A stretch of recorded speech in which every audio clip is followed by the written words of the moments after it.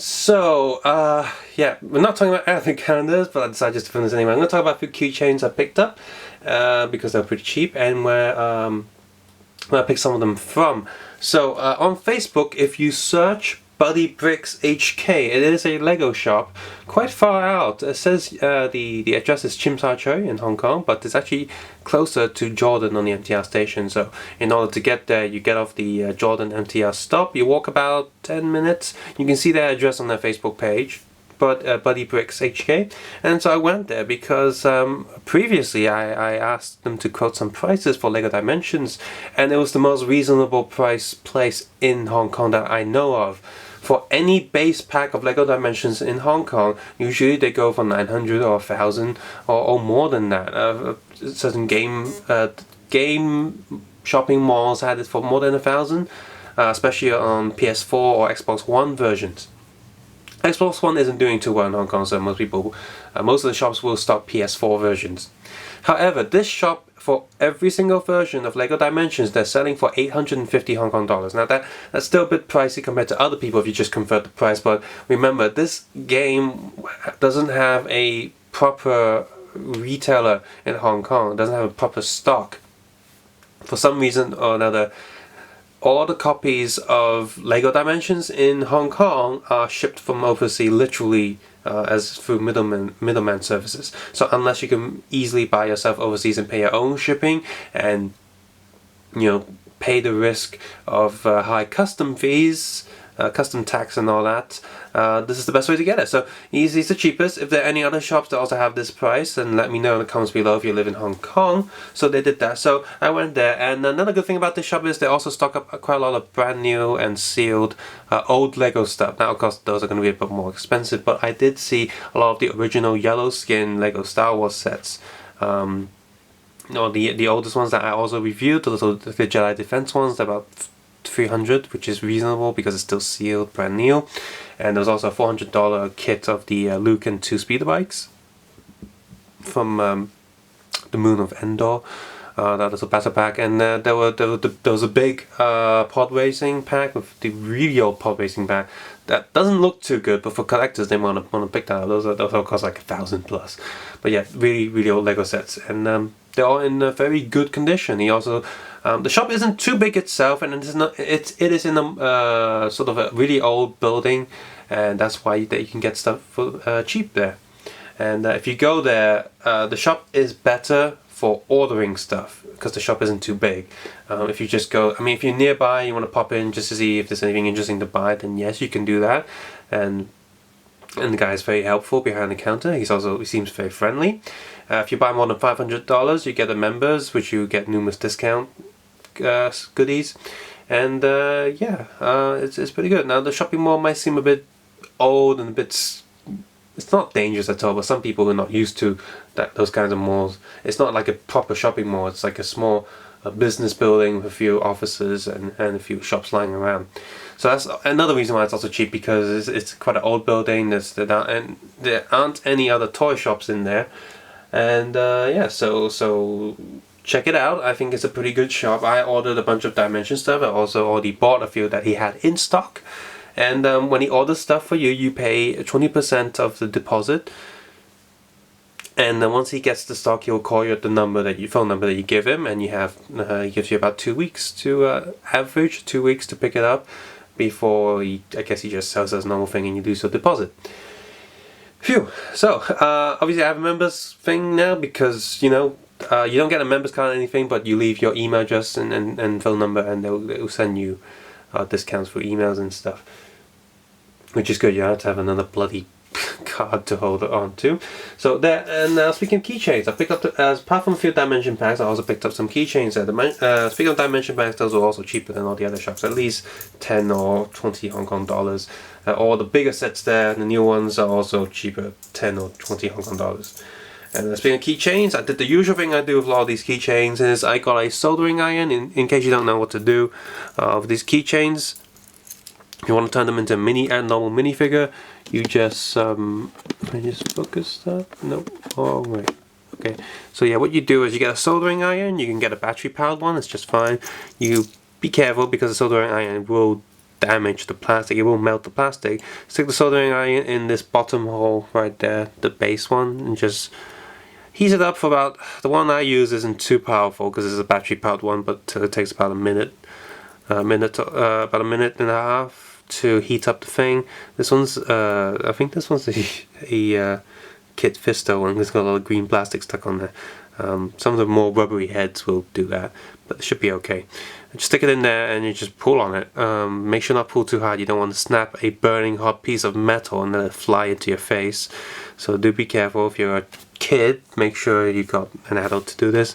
Stick it in there. Of course, this is heating up the metal, which will soften the glue and the plastic inside, and it's gonna slowly put some pressure on it, not too much. Like I said, you don't want to snap the metal. It'll just slowly pop out eventually. And just do be careful not to melt any of the plastic bits. So I bought a bunch of keychains here. So you can see there, like one of the DC comic ones because it's got that Lego tag there. I didn't buy all of these keychains from him, but the ones I did buy were a lot cheaper. Let's see, for example, this one was $10 cheaper than In's Point Yamate. This goat, I had 3 of these, one for myself, one for keeping, and one to give to my brother.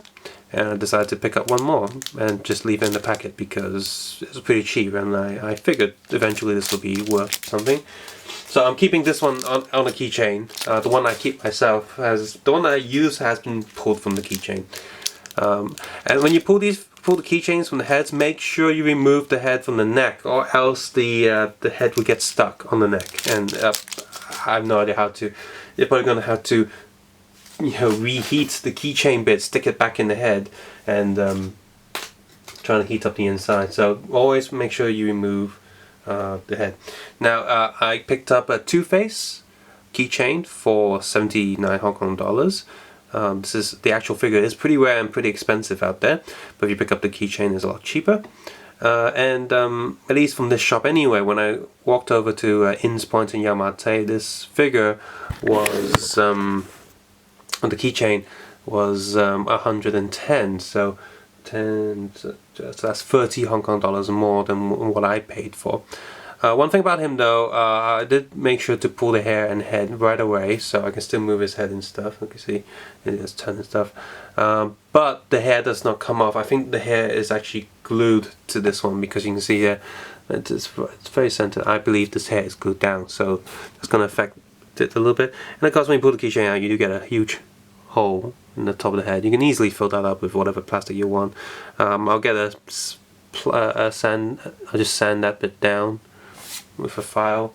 So another one I picked up was a Darth Vader. I already have a bunch of Darth Vaders, but hey, why not have another one? And speaking of Darth Vader, if you do take the helmet off, there's no face print on the keychain version. Which, fair enough, I guess, but I was a little bit disappointed. But I get why, because you're not really gonna see the head. There's also no back print on this, which is fine because it's based on one of the older Darth Vaders. And the Advent calendar stuff that I just did, I do have a Santa Darth Vader, so I can just do little swapsies if I do want the face. So it's just nice to have an extra Darth Vader. So I'll just put him with the Imperials. Okay, now not from this shop. I decided to pick up a bunch of other keychains just because these are characters that I'm not going to pick up big sets just to get. So here's a Bounty Hunter, Bosch. I think that's how you pronounce him. Yep. Not going to pick up another Slave one, at least for another 10 years, I guess, and he's in one of the Slave one kits, so I pick one of him up. I'm going to put him next to my other Bounty Hunter stuff. Picked up a new version of Yoda, because I like Yoda, and this seems like a pretty nice head again. You see a lot of the rubbery stuff up there. Yoda took a long time to remove the chain from for some reason. Don't know why. And the body got heated up quite a bit before I was able to pull the chain out, because he's so short, I guess. So do be careful when moving chains from smaller figures, I guess. So put it next to my Jedi stuff. I picked up a Jar Jar Binks. I know everyone hates Jar Jar, but the only Jar Jar that I had was the one that didn't have a painted head, and I kind of messed him up when I was a lot younger, trying to paint his head with really thick oily paint that didn't mix too well. So this version of Jar Jar is pretty much identical to the original version of Jar Jar. It's got back print The only difference with him is that he has a painted head, and he's got different coloured arms compared to the original. Has the same torso pretty much. And yeah, huge hole there.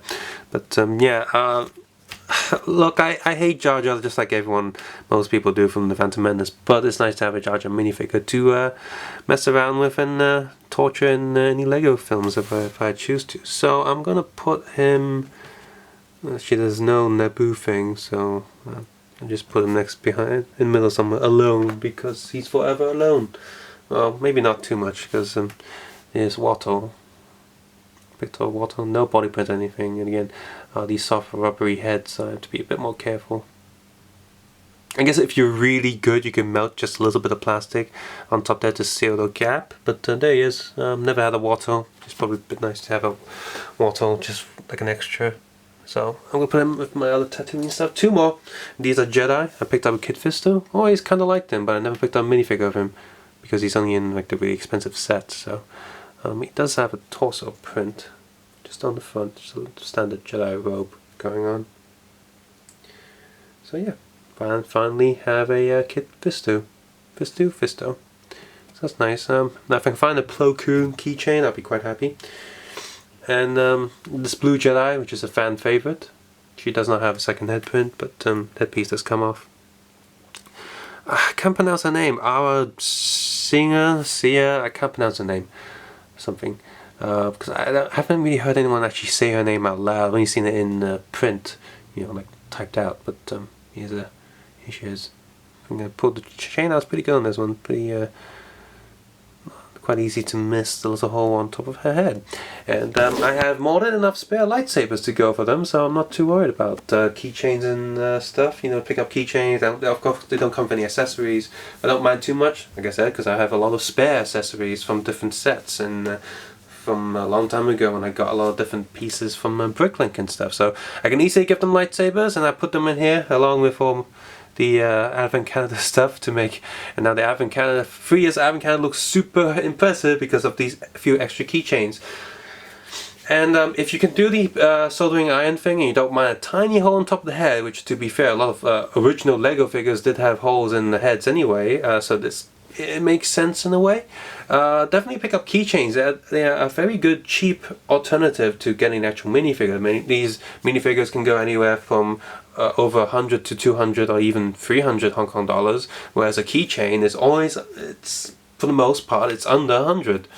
So yeah, cheaper way to get them. Just and a soldering iron is also pretty cheap. So yeah, definitely do that if you want a cheap figure from an expensive set. I also did this with Ninja Turtles because I didn't want to pick up all the different sets just for the variations of faces. So when Ninja Turtles came out, I looked at the list of where the figures are, looked at the keychains and see what facial expressions they did, and picked out the minimum amount of sets that I can get and keychains for the different faces of Ninja Turtles. So you know, that's the way to do it.